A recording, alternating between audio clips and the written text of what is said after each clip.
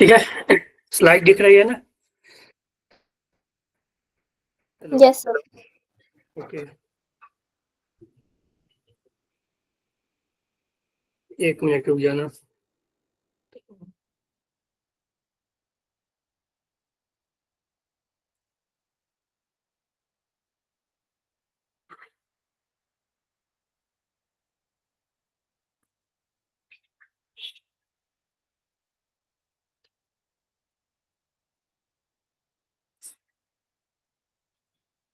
चलो, तो इसमें फर्स्ट लॉ हो गया था और सेकेंड लॉ हो गया था ना। तो देखो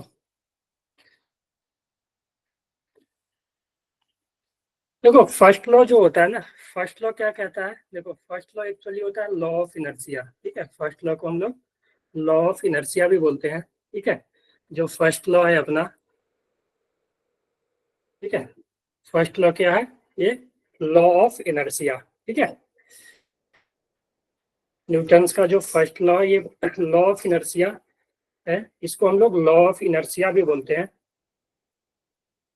इनर्शिया, इसका मतलब क्या होता है कि कोई अगर बॉडी, ठीक है, किसी स्टेट में है तो वो उसी स्टेट में रहना चाहता है। ठीक है, कि इसको ऐसे भी बोल सकते हैं कि body always always wants to maintain there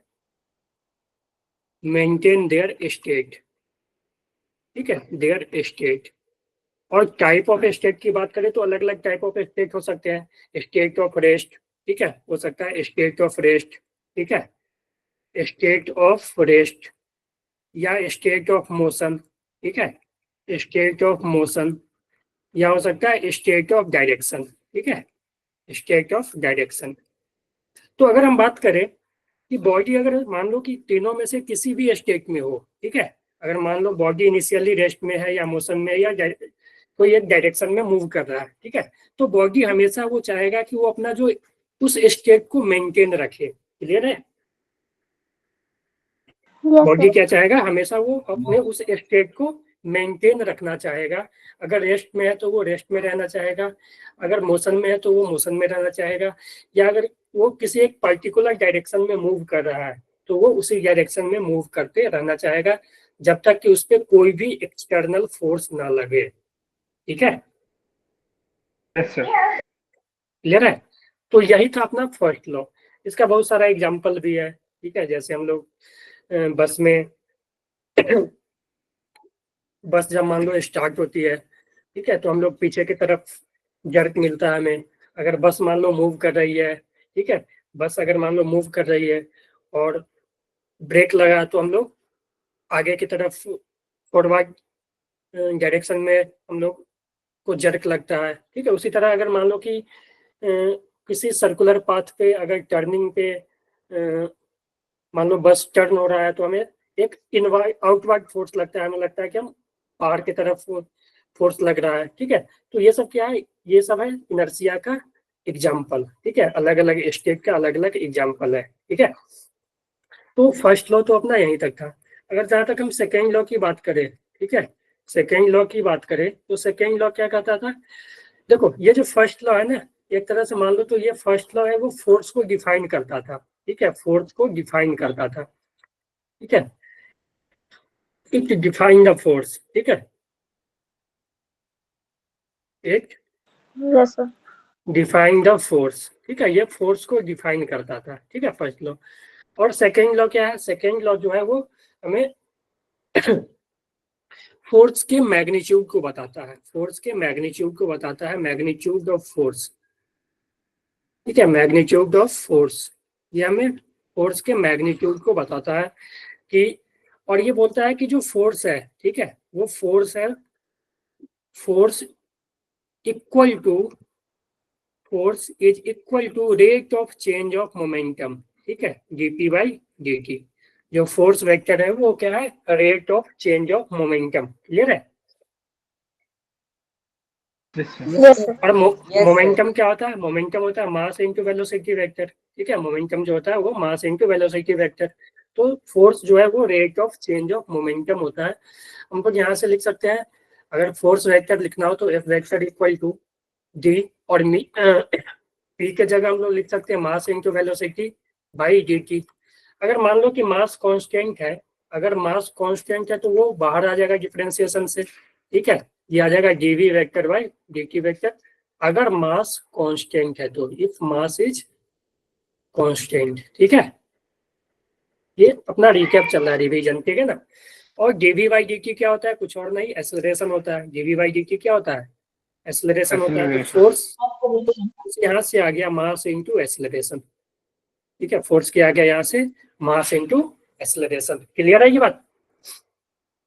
Yes, sir. ठीक है, तो जो फर्स्ट लॉ था वो फोर्स को डिफाइन किया था, और ये जो सेकंड लॉ है ये फोर्स का मैग्नीट्यूड बताया कि अगर कोई भी बॉडी पे फोर्स लग रहा है, ठीक है, उसके पास मान लो उसका मास m है, उसके पास कुछ एक्सेलरेशन आया तो फोर्स का वैल्यू हो जाएगा मास इनटू एक्सेलरेशन, मैग्नीट्यूड की बात करें तो। ठीक है, Yes, sir. ठीक है, तो force equal to mass into acceleration. अब देखो सेकेंड लॉ, सेकेंड हो गया थर्ड लॉ। ठीक है, थर्ड लॉ क्या कहता है कि अगर कोई भी बॉडी पे, देखो यहाँ पे according to this law, if a body A exert force F on body B, ठीक है, अच्छे से पढ़ना। If a body A exert a force F on body B, ठीक है, then B exert an equal force F on A। ठीक है, क्या बोल रहा है कि अगर मान लो दो बॉडी है, ठीक है, दो बॉडी है A और B, मान लो एक A है और ये B है अपना। ठीक है, मान लो A बी पे कुछ फोर्स लगा रहा है F। ठीक है, F, ये force on B due to A। ठीक है, तो बोला गया है कि अगर A बी पे कुछ F फोर्स लगाता है तो B भी A पे इक्वल एंड अपोजिट फोर्स लगाएगा। देखो अपोजिट डायरेक्शन लिखा हुआ है, इक्वल एंड अपोजिट फोर्स लगाएगा। ठीक है, F force on A due to B, और ये जो फोर्स है वो दोनों इक्वल होगा। ठीक है, फोर्स ऑन A B का मैग्नीट्यूड दोनों का सेम होगा। ठीक है ना, दोनों का मैग्नीट्यूड की अगर बात करें, ये मान लो एक वेक्टर है तो दोनों का मैग्नीट्यूड क्या होगा, सेम होगा। ठीक है ना, मैग्नीट्यूड सेम होगा और डायरेक्शन अलग अलग होगा। यानी डायरेक्शन अलग होने का मतलब F A B vector is equal to minus of F B A vector, ऐसे लिख सकते हैं ना लोग? Yes sir. Yes, ठीक है, इसको हम लोग इस तरह से भी डिफाइन कर सकते हैं, जैसे आप लोगों को पता ही होगा कि इसको हम लोग ऐसे डिफाइन कर सकते हैं कि for every action there is equal and opposite reaction. ठीक है, इसको हम ऐसे भी लिख सकते हैं, for every action there is equal and opposite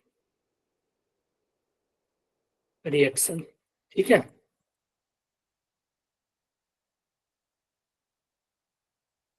equal and opposite reaction.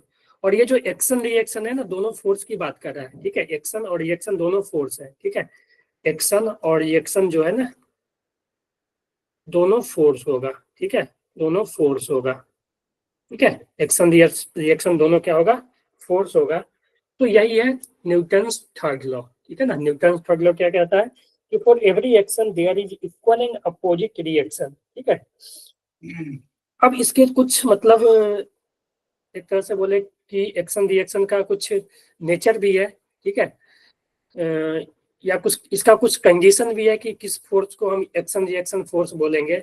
इसका थोड़ा सा कंडीशन देख लेते हैं कि देखो एक्शन रिएक्शन जो है वो दोनों अपोजिट मतलब दोनों डिफरेंट बॉडी पे एक्ट करता है। ठीक है, ऐसे लिखे, एक्शन रिएक्शन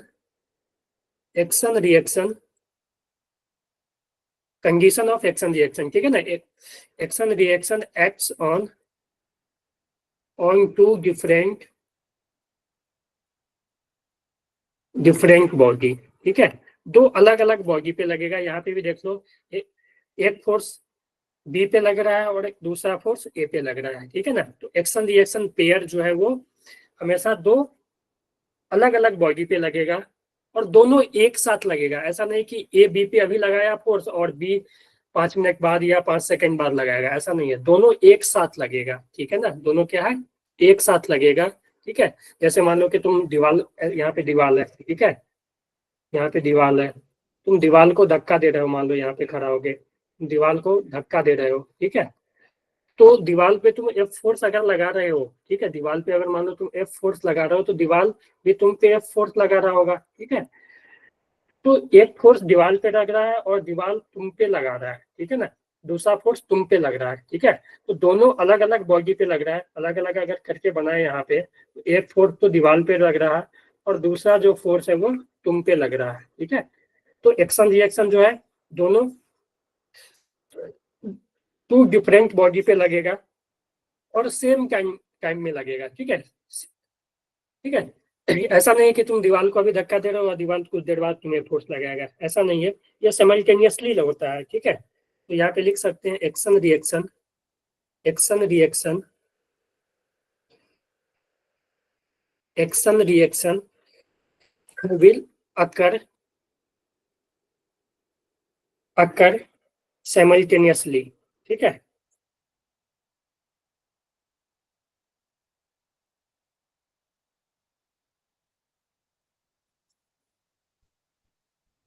साइमल्टेनियसली तो एक साथ ही लगेगा वो, ठीक है, इसमें कोई भी टाइम गैप नहीं होगा, ठीक है, कि एक्शन अभी लगा रिएक्शन बाद में हो रहा है, ठीक है, दोनों एक साथ होगा।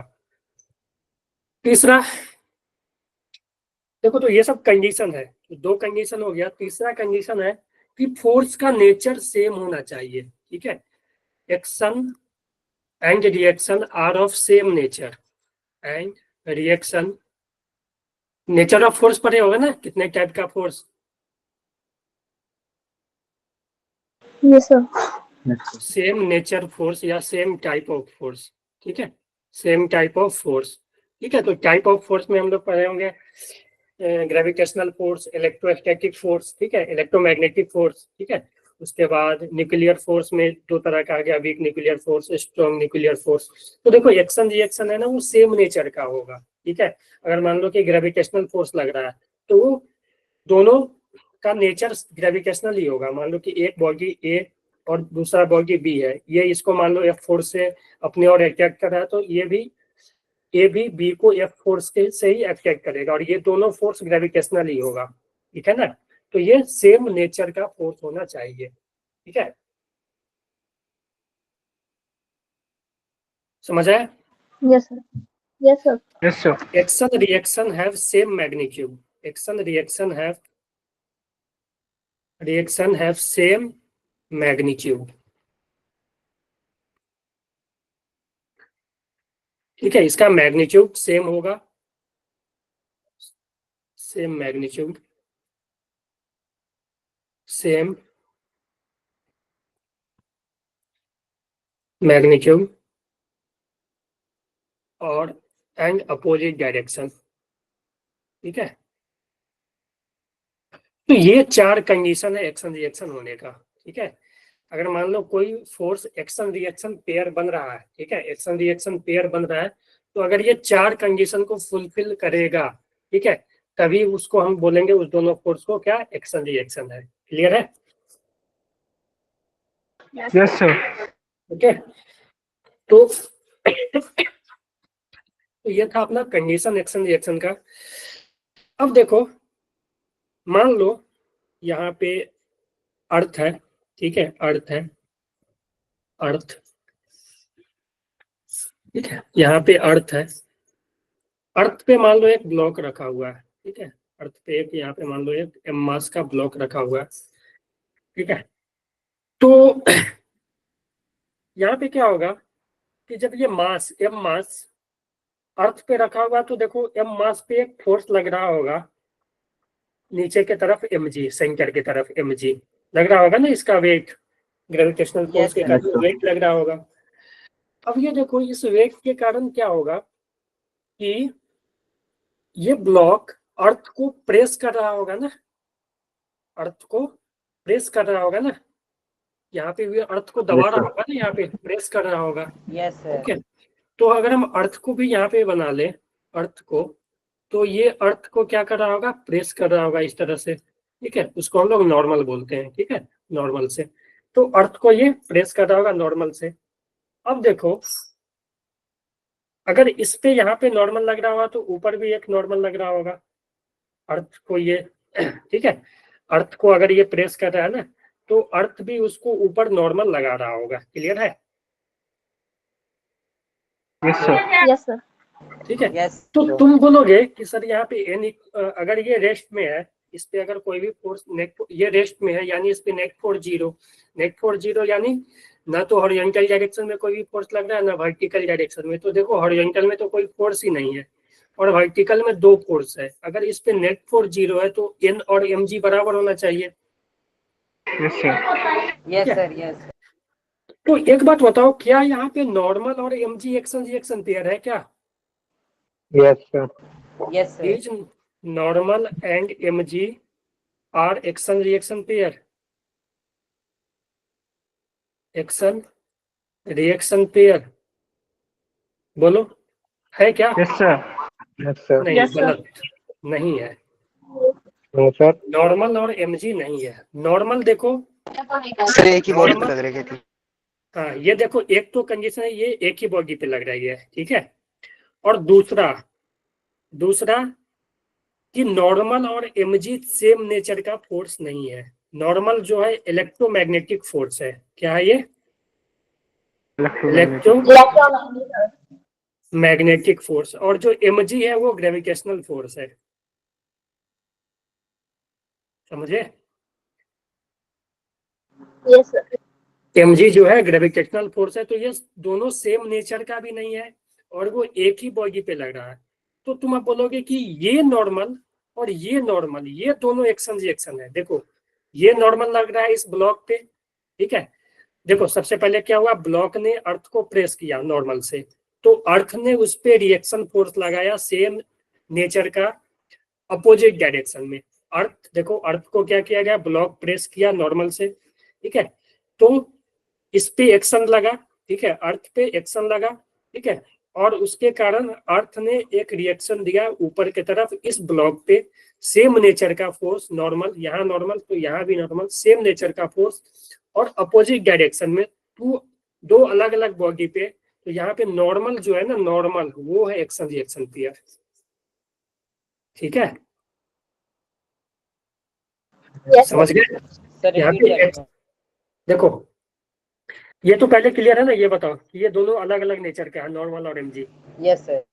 ये क्लियर है ना, नॉर्मल और एमजी दोनों अलग अलग नेचर का है। Yes sir. Yes sir. तो अब देखो यहाँ पे नॉर्मल और एमजी अलग अलग नेचर का फोर्स है, और यहाँ देखो लेकिन ये दोनों एक ही बॉडी पे लग रहा है। दोनों क्या है, एक ही बॉडी पे लग रहा है।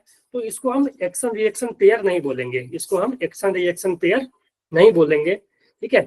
क्योंकि अब यहाँ पे देखो अलग अलग बॉडी को अगर हम देखें, इसको अर्थ को अलग देखें और ब्लॉक को अलग देखें, तो जब तुम अर्थ को देखोगे तो अर्थ पे ब्लॉक रखा हुआ था, यानी अर्थ ब्लॉक पे नीचे एमजी लग रहा था, उस कारण से अर्थ को ये ब्लॉक प्रेस कर रहा था ना, ठीक है। इस पे देखो mg लग रहा था ना, ये सेंटर की तरफ आना चाहेगा, क्यों? क्योंकि इस पे नीचे mg लग रहा है तो वो अर्थ के सेंटर की तरफ ब्लॉक आना चाहेगा। लेकिन यहाँ पे अर्थ का सरफेस को नीचे आने नहीं दे रहा है, यानी ये इसका टेंडेंसी तो है ना प्रेस करने का अर्थ को। बोलो ठीक है। तो अर्थ इसको नॉर्मल n से प्रेस कर रहा है, ठीक है, n फोर्स से। तो अर्थ यहाँ पे रिएक्शन लगाएगा, ठीक है। इस ब्लॉक ने अर्थ पे एक्शन लगाया नॉर्मल फोर्स, तो अब अर्थ क्या करेगा, सेम नेचर का फोर्स नॉर्मल अपोजिट डायरेक्शन में ब्लॉक पे लगाएगा। क्लियर है? Okay sir. ठीक है। ये नॉर्मल और ये नॉर्मल, ठीक है, जो कि दोनों अलग अलग बॉडी पे लग रहा है, सेम नेचर का लग रहा है, ये दोनों नॉर्मल जो है एक्शन रिएक्शन पेयर है। समझ गए? Yes, sir. Okay Yes, sir.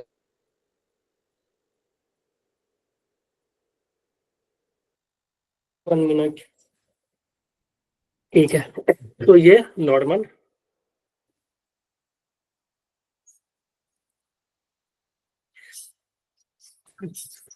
अब देखो एक और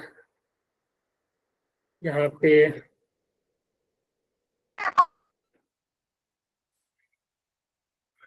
मान लो यहाँ पे अर्थ है, ठीक है, और यहाँ पे मान लो कोई एक ऑब्जेक्ट है, ठीक है, एक या मान लो दूसरा प्लैनेट है, ठीक है, मून ले लेते हैं, ठीक है, अर्थ है और एक मून है। तो देखो इस दोनों के पास मास है ना, इसके पास भी मास है, इसके पास भी मास है, तो इस दोनों के कारण क्या होगा, ये दोनों आपस में अट्रैक्शन शो करेगा ना, बोलो Sir. ये दोनों आपस में Yes, अट्रैक्शन, ठीक है, Yes, sir. Yes, क्या sir. होगा कि अर्थ मून को अपने तरफ खींच रहा होगा, ठीक है, force on moon due to earth, ठीक है, force on moon due to earth. तो सेम नेचर का फोर्स ऊपर लग रहा होगा, force on earth due to moon, ठीक है, ड्यू टू मून। और ये दोनों फोर्स जो है, ये दोनों फोर्स जो है वो ग्रेविटेशनल फोर्स होगा, ठीक है, ये दोनों फोर्स जो है वो ग्रेविटेशनल फोर्स है, ठीक है, और दोनों फोर्स दो अलग अलग बॉडी पे लग रहा है और डायरेक्शन दोनों का अपोजिट है। देखो इसका डायरेक्शन इधर है और इसका डायरेक्शन इधर है, ठीक है, और दोनों का जो मैग्नीट्यूड होगा वो भी सेम होगा, ठीक है, दोनों का मैग्नीट्यूड भी जो होगा वो सेम होगा, ठीक है। तो ये दोनों जो है वो एक्शन रिएक्शन पेयर है, ठीक है, ये जो है एक्शन रिएक्शन पेयर है, एक्शन रिएक्शन पेयर, ठीक है ना। अगर मान लो एक ऐसा ले लेते हैं कि यहाँ पे एक अर्थ, मान लो यहाँ पे अर्थ, ठीक है, अर्थ, और एक यहाँ पे छोटा सा ऊपर मान लो बॉल है, ठीक है, बॉल। अब देखो ये बॉल ऊपर है तो बॉल पे नीचे एक फोर्स लगेगा, ठीक है, बॉल पे एक नीचे फोर्स लगेगा, ग्रेविटेशनल फोर्स, ये अर्थ अपने तरफ खींचेगा बॉल को, ठीक है, तो उस पे एक फोर्स लगेगा, ठीक है, और दोनों के पास मास है तो बॉल भी क्या करेगा, इसको अपने तरफ अर्थ को खींचेगा। अब तुम बोलोगे कि यहाँ पे कि जो मान लो कि अगर बॉल पे फोर्स एफ लग रहा है तो अर्थ पे भी एफ लगेगा, बॉल अर्थ तो इतना बड़ा है, ये तो ज्यादा फोर्स लगाएगा, बॉल तो इतना छोटा है, ठीक है, इसके पास इतना कम मास है, तो क्या ये दोनों फोर्स सेम होगा, बताओ। No sir. नहीं, दोनों फोर्स सेम होगा, क्या होगा, दोनों फोर्स सेम होगा, ठीक है, दोनों फोर्स जो है ना, force on ball due to earth और फोर्स ऑन डिफरेंस क्या ड्यू आता है टू बॉल, ये दोनों सेम होगा, ठीक है। सर? तब फोर्स तो मास पे डिपेंड करता है, तो एक मिनट में बता रहा हूँ फोर्स मास पे क्यों डिपेंड करता है, बताओ। यहाँ इस दोनों, मान लो कि इसका मास m है और इसका मास स्मॉल m है, इस दोनों के बीच जो ग्रेविटेशनल फोर्स लग रहा होगा वो क्या लग रहा होगा, g मास, दोनों का मास का product into R square by R square ना, इतना ही लग रहा होगा ना, G M M by R square, बोलो। Yes, sir. Yes, sir. अब देखो वो मास पे फोर्स डिपेंड नहीं कर रहा, मास पे फोर्स डिपेंड नहीं कर रहा, मास के प्रोडक्ट पे डिपेंड कर रहा है। तो जब तुम बॉल पे लिखोगे या अर्थ पे लिख रहे हो तो दोनों में मास का प्रोडक्ट आएगा, क्लियर है, Yes, sir. ओके। तो तुम बोलोगे कि अर्थ आ रहा है इसके पास, मान लो कि बॉल आ रहा है अर्थ के पास, तो अर्थ बॉल के पास क्यों नहीं जा रहा है, तो इसमें मास का डिफरेंस है, क्योंकि जो फोर्स देखो दोनों पे फोर्स सेम है। सर पर F इक्वल टू ma भी तो होता है ना। हाँ हाँ बता रहा हूँ वही, कि मान लो अगर तुम बोलोगे कि एक्सेलरेशन ऑफ बॉल बताओ, एक्सेलरेशन ऑफ बॉल, तो वो हो जाएगा force by mass of ball. उसी तरह से अगर कोई तुमसे पूछे कि एक्सेलरेशन ऑफ अर्थ बताओ, ठीक है, तो अर्थ का एक्सेलरेशन बोलोगे कि अर्थ पे भी सेम फोर्स ही लग रहा है लेकिन इसका मास ज्यादा है, तो मास ज्यादा होने से क्या हुआ, Acceleration कम. एक्सेलरेशन कम हो गया। अर्थ का जो एक्सेलरेशन है वो बहुत कम है, एक्सेलरेशन ऑफ बॉल बहुत बड़ा है एक्सेलरेशन ऑफ अर्थ से, समझ रहे हो।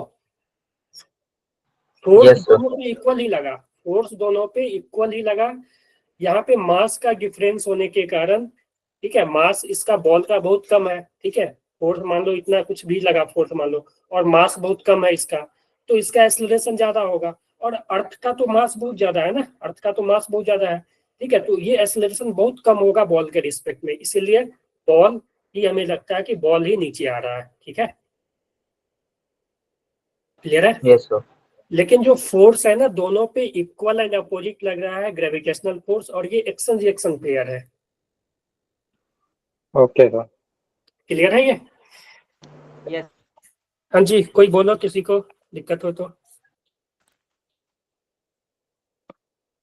No, sir. आगे. ओके, क्लियर है, आगे बढ़े। Yes. Sir. Yes, sir. Okay, चलो, फ्री बॉडी डायग्राम नाम सुने हो। Yes, sir. Yes. Yes, Sir. sir. आगे क्या, आगे क्वेश्चंस है ना, चलो कोई ना, चलो। फ्री बॉडी डायग्राम क्या होता है, कोई बताओ, फ्री बॉडी डायग्राम।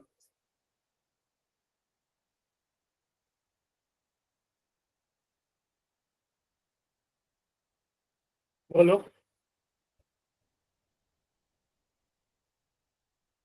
अजय बोलो, कोई नाम सुने हो ना, तुम लोग बोले कि नाम सुने हैं, तो बोलो कोई, क्या होता है। बॉडी पे कोई फोर्स लग रहा हो वो फ्री हो, क्या, जिसमें बॉडी पे कोई नहीं एक्सटर्नल फोर्स ना लग रहा हो। नहीं, ऐसा नहीं है। देखो सर यही फ्री जो बॉडी, एक्शन रिएक्शन बताया ना आपने, तो उसी का फ्री बॉडी की डायग्राम बनाते हैं हम।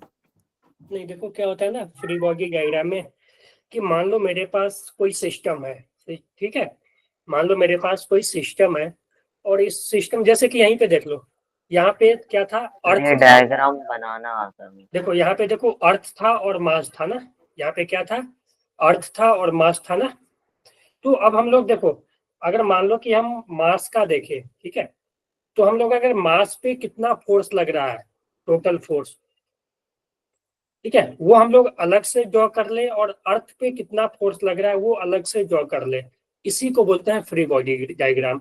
हम क्या करेंगे, मान लो कि अर्थ और मास का एक सिस्टम है, ठीक है, इस सिस्टम में दो बॉडी है, एक मास है एक अर्थ है, ठीक है, तो हम लोग क्या किए, मास को अलग कर लिए और अर्थ को अलग कर दिए, ठीक है, और हम लोग देखे कि मास पे कितना फोर्स लग रहा है, ठीक है, जितना भी फोर्स लग रहा है उसको हम लोग यहाँ पे शो कर देंगे, ठीक है, डायरेक्शन के साथ, कि मास पे कितना फोर्स लग रहा है, और अर्थ पे अलग कर देंगे, तो यही हो गया फ्री बॉडी डायग्राम। ये हो गया free body diagram of mass, और ये हो गया free body diagram of earth, ठीक है। तो देखो न्यूटन्स लॉ में ना एफबीडी बनाना, मतलब अगर जिसको आ गया ना, उससे मान लो अगर एफबीडी सही सही कोई बना लिया, ठीक है, तो 95-99% मान लो वो क्वेश्चन सॉल्व कर देगा, ठीक है ना, समझ गए। तो इसमें देखो Okay.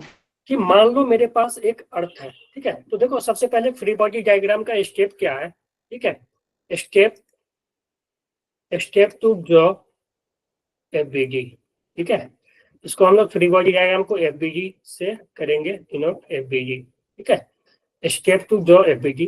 तो सबसे पहले क्या करेंगे, बॉडी को आइसोलेट कर लेंगे, ठीक है,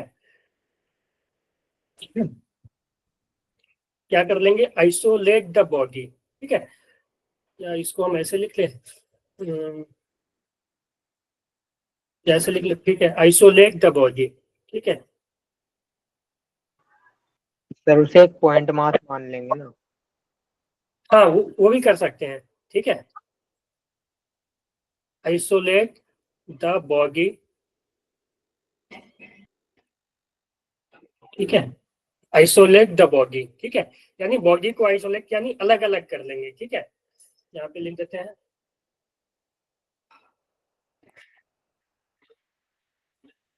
ठीक है, ठीक है, बॉडी को मान लो कि 4-5 बॉडी है, तो सभी बॉडी को क्या कर लेंगे, अलग अलग कर देंगे, ठीक है। उसके बाद तुम दूसरा बोल सकते हो कि बॉडी को हम लोग एज्यूम कर सकते हैं पॉइंट मास की तरह, ठीक है, ऐसे कर सकते हो, assume body as a point mass, ठीक है, assume body as a point mass, ठीक है, पॉइंट मास, समझ गए? बॉडी को हम लोग पॉइंट मास एज्यूम कर सकते हैं, समझ गए? Yes, sir. Yes sir. उसके बाद क्या करेंगे, उस पे जितना भी फोर्स लग रहा है, ठीक है, जितना भी फोर्स लग रहा है उस फोर्स को क्या करेंगे, उस पे वहां पे हम शो कर देंगे, ठीक है। शो और all the forces acting on the body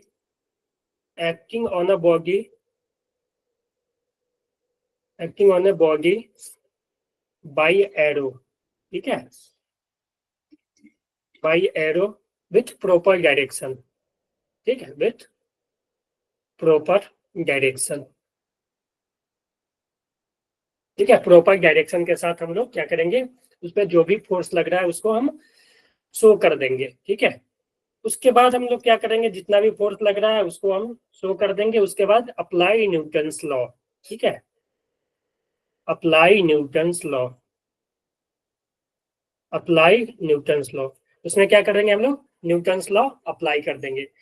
कौन सा न्यूटन्स लॉ अप्लाई करना है वो हम लोग को डिसाइड करना पड़ेगा। अगर मान लो कि बोले कि बॉडी रेस्ट में है, ठीक है, अगर मान लो कि हमसे कोई बॉडी बोले कि बॉडी इक्विलिब्रियम में है, ठीक है, if body is in equilibrium, if body is in equilibrium, ठीक है, अगर बॉडी इक्विलिब्रियम में है तो उस पे net force summation of all the force वो 0 आ जाएगा।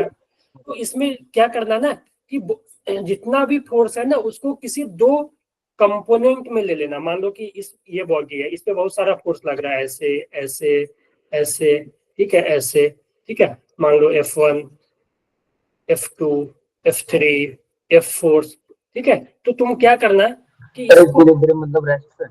हाँ, इक्विलिब्रियम मतलब रेस्ट पे, ठीक है, इसके पास कोई भी एक्सेलरेशन नहीं है, ठीक है। अगर रेस्ट में है ना इनिशियली तो उस पर कोई भी एक्सेलरेशन नहीं होगा, तो वो रेस्ट में ही रहेगा, ठीक है। तो मान लेना इसमें क्या करना कि कोई 2 एक्सिस ले लेना, ठीक है, हॉरिजॉन्टल और वर्टिकल ले लेना, मान लो हॉरिजॉन्टल और वर्टिकल। उसके बाद क्या करना, ये मान लो हॉरिजॉन्टल है, ये वर्टिकल, ठीक है। तो उसके बाद क्या करना, सभी का कंपोनेंट, मान लो इस फोर्स का एक कंपोनेंट हॉरिजॉन्टल में आएगा, इसका एक वर्टिकल में, सेम इसका एक हॉरिजॉन्टल में आएगा, एक वर्टिकल में, ठीक है, सभी का उस तरह से आएगा ना। या मान लो कि कोई फोर्स ऐसा भी होगा कि वो हॉरिजॉन्टल में ही होगा, मान लो कि ऐसे F5 है एक हॉरिजॉन्टल में, तो इसका कोई कंपोनेंट नहीं आएगा, ये हॉरिजॉन्टल में ही है। तो इसमें क्या करना है, समेशन ऑफ फोर्स, ठीक है, at horizontal equal to 0, summation of force at vertical is equal to 0, यानी वर्टिकल वाले को 0 कर देना, ठीक है, और हॉरिजॉन्टल वाले को 0 कर देना। यानी इसका मतलब क्या है कि वर्टिकल में जितना फोर्स ऊपर लग रहा होगा उतना ही फोर्स नीचे लग रहा होगा, हॉरिजॉन्टल में जितना इधर राइट में लग रहा होगा उतना ही फोर्स क्या होगा, वो लेफ्ट में लग रहा होगा, ठीक है। इसको इक्वेट कर देना, समझ गए? कि मान लो कि एक ब्लॉक, एग्जांपल दे रहे हैं। मान लो एक ब्लॉक है, चलो करते हैं, एक एग्जांपल से करते हैं।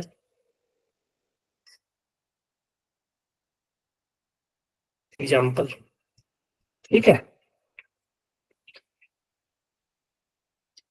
एम मास का बॉडी ब्लॉक है, यहाँ पे रखा हुआ है, इधर एक फोर्स लग रहा है, मान लो 20 न्यूटन का, 20 न्यूटन का फोर्स लग रहा है, और इसका ये जो एंगल है मान लो 37, 55 का वैल्यू पता है ना सभी को? Yes sir. Sir 55 and 53। 53. 53 ले लें, चलो 53 ले लेते हैं, ठीक है। और एक फोर्स मान लो यहाँ पे F लग रहा है, एक फोर्स F इधर लग रहा है, मान लो इस डायरेक्शन में, और इसका मास जो है ना वो 10 kg ले लेते हैं, या 2 kg ले लेते हैं, 2 कुछ ले लो, और 3 kg, ठीक है, 3 kg का मास है। तो अब क्वेश्चन ये है कि फाइंड एफ एंड नॉर्मल। पहले बोल दिया है कि बॉडी इज इन इक्विलिब्रियम, ये बोला है कि बॉडी इज एट रेस्ट, ठीक है, इज एट रेस्ट, ठीक है। उसके बाद फाइंड करना है एफ एंड एम। तो अब हम लोग क्या करेंगे ना, इस बॉडी का एफबीटी बनाएंगे। देखो ये बॉडी अपना मान लो पॉइंट मास का ले लिया, जिसका कि मास 3 kg है।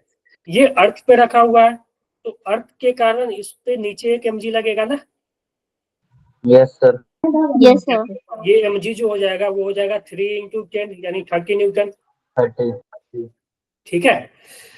इस पे एक फोर्स इधर लग रहा था जो कि 20 न्यूटन का था, और इससे ये एंगल बन रहा था 53 डिग्री, और एक फोर्स इधर लग रहा है। और देखो और कोई फोर्स लग रहा है,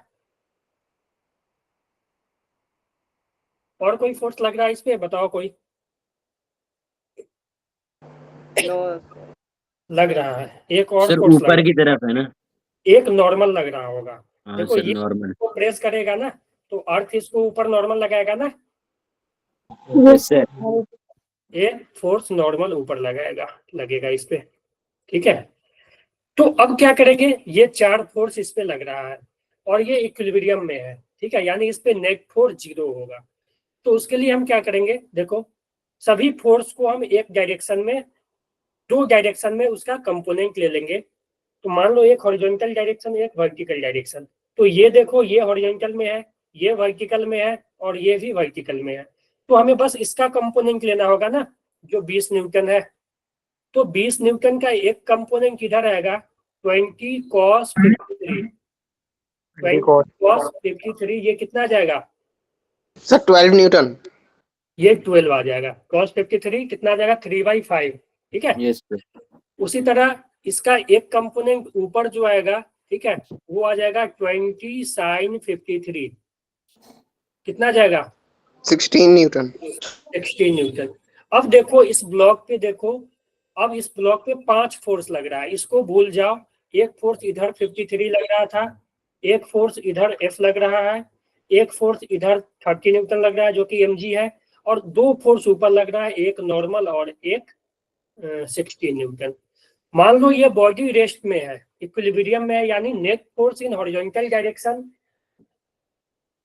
0 होगा, net force in F net horizontal का 0 होगा, ठीक है। यहाँ पे पीछे ले आते हैं इसको, अगले पेज पे। यहाँ पे जो बॉडी है इधर लग रहा है, इस पे कितना न्यूटन, देखो ये कितना लग रहा था, 12 ना, 12 न्यूटन। Yes, sir. ये 12 लग रहा है, इधर 13 लग रहा, 30 लग रहा है, इधर लग रहा है कितना F, और ऊपर 2 लग रहा है, सॉरी ऊपर 2 लग रहा है, एक नॉर्मल और 16। तो देखो हॉरिजॉन्टल डायरेक्शन वाला फोर्स नेट फोर्स 0 होगा, summation of F horizontal equal to 0। Horizontal में मान लो इसको हम पॉजिटिव लेते हैं, तो इधर वाला डायरेक्शन वाला सब पॉजिटिव हो जाएगा। देखो हॉरिजॉन्टल में 2 फोर्स लग रहा है, एक इधर एक इधर, यानी 12 माइनस F इक्वल टू 0, यही होगा ना। Yes, sir. तो यहाँ से F क्या आ गया, 12 न्यूटन, 12 न्यूटन। ठीक है। हॉरिजॉन्टल वाला देख लो, ऊपर वाला और नीचे वाला, तो ऊपर वाले को हम पॉजिटिव ले लेते हैं, तो summation of F vertical equal to 0, और F वर्टिकल सर में 14 आ जाएगा। 16 plus n plus minus 30 equal to 0 ना। Yes sir. Yes sir. यहाँ से सॉल्व करोगे तो n जो आ जाएगा कितना आ जाएगा, 14 Newton. 15 न्यूटन आ गया ना, 14। ठीक है। तो इसको हमेशा बार बार ऐसे नहीं करना, ठीक है, कितना लिख के 0 किए, ये करना कि ये फोर्स और ये फोर्स बराबर होगा, इस डायरेक्शन का फोर्स इस डायरेक्शन का फोर्स बराबर होगा, यानी F इक्वल टू 12। इस डायरेक्शन का ऊपर वाले और नीचे वाला फोर्स बराबर होगा, यानी n प्लस 16 इक्वल टू 30, तो यहाँ से n आ जाएगा 14, ठीक है। Yes. ठीक है, तो ये हुआ फ्री बॉडी डायग्राम, और यहाँ से हमने फ्री बॉडी डायग्राम में न्यूटन्स लॉ भी अप्लाई कर लिया। इसी क्वेश्चन में अगर पूछता, इन सेम क्वेश्चन अगर ऐसा पूछता, ठीक है, यहाँ पे बताते हैं, इन सेम क्वेश्चन यहाँ पे ऐसा पूछता कि इन सेम क्वेश्चन ये पूछता कि if body is moving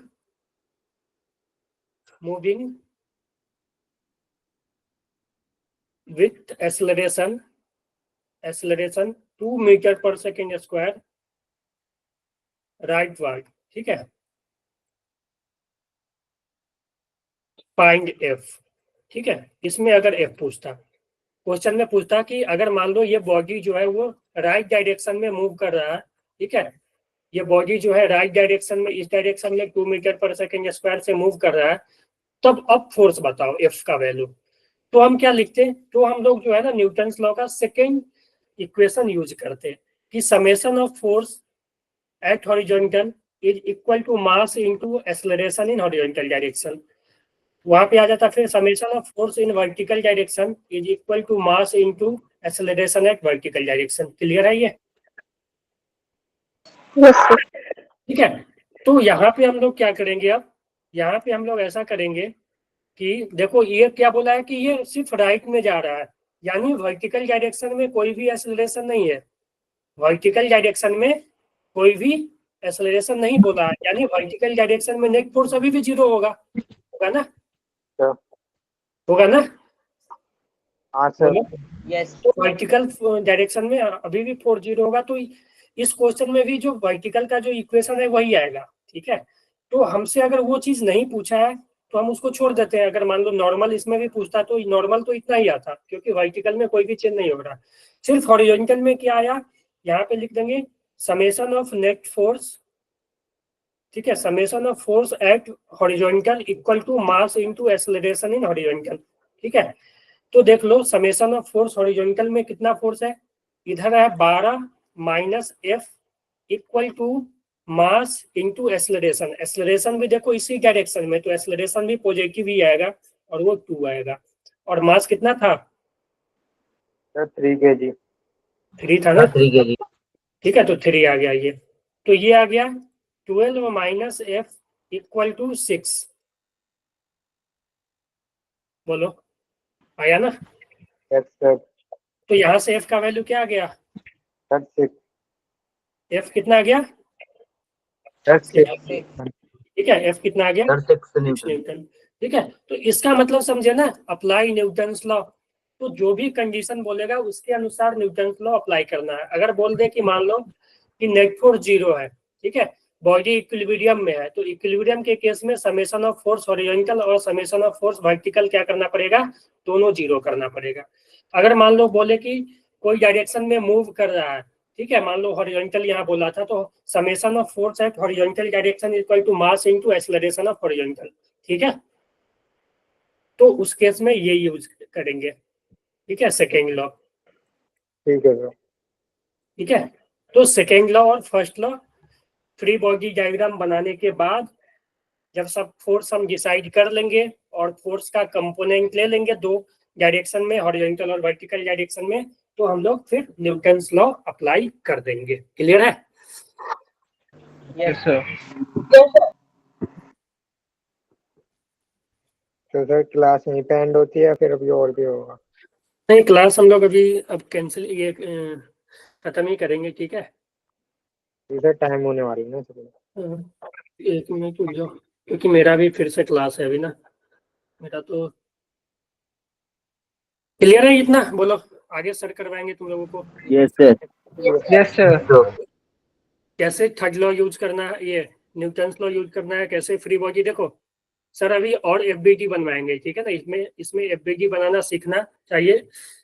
मतलब देखो एफबीडी आ जाएगा ना, ठीक है, एफबीडी बनाना आ जाएगा ना, तो क्वेश्चन सॉल्व करना इजी हो जाएगा और क्वेश्चन सॉल्व हो जाएगा। अगर किसी भी क्वेश्चन का तुम अच्छे से एफबीडी बना लोगे ना, तो क्वेश्चन वो 95% सॉल्व हो जाएगा। जैसे ही एफबीडी बना है सिर्फ उसके बाद न्यूटन्स लॉ अप्लाई करना है, ठीक है ना। तो सर अभी और एफबीडी बनवाएंगे इसमें, क्योंकि देखो इसमें हो सकता है कि एक ब्लॉक के ऊपर बहुत सारा ब्लॉक रखा हो, ऐसा, ठीक है। ऐसा मान लो कि ये ऐसा दे दिए कि एक ये ग्राउंड है, इस पे एक ब्लॉक है, दूसरा फिर ब्लॉक है, एक और ब्लॉक है, तो सभी का अलग अलग एफबीडी बनाना है, ठीक है। सभी के कारण अलग अलग नॉर्मल आएगा। ये अर्थ लगा रहा है, अर्थ इस पे लगाएगा, फिर ये एक अलग नॉर्मल लगाएगा इस पे, उसके कारण रिएक्शन इस पे लगेगा, फिर ये लगाएगा इसके कारण रिएक्शन लगेगा। ठीक है, तो एफबीजी अभी और सर करवाएंगे। ठीक है, सर को बोल देंगे ठीक है कि एफबीजी और करवाने के लिए, उससे क्लियर हो जाएगा। समझ गए? Yes sir. Yes sir. किसी को कुछ डाउट भी है? No. No sir. क्लियर है? क्लास को ओवर करें तो हम लोग यस सर। Yes sir. अभी एक और क्लास होगा ना आप लोगों का? Yes, sir. Yes sir. Sir 8:45। Yes sir. Okay, चलो कोई ना, जाओ खाना वगैरह खा लो। Good night. Good night and bye. ठीक है, bye. Yes sir. Thank you, sir.